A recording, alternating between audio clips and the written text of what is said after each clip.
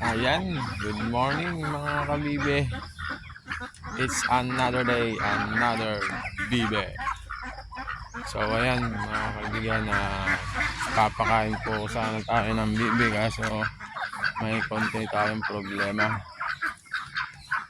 Ayan, yung ating azola pan is nabutas.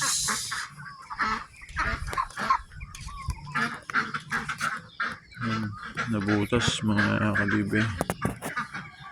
Yun, kaya nawala na siya ng tubig. Trinay ko pong tapalan kaso may mga butas pa akong hindi nakita. Bali na paglaruan kasi ito ng aso. Pinasok ko mga idol.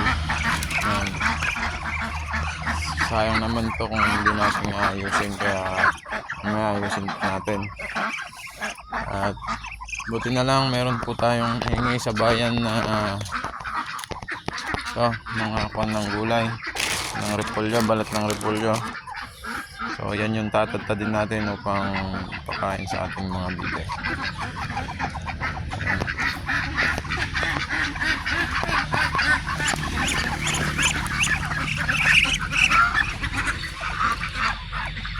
So ayan mga idol, tatatad muna tayo ng ating pakain.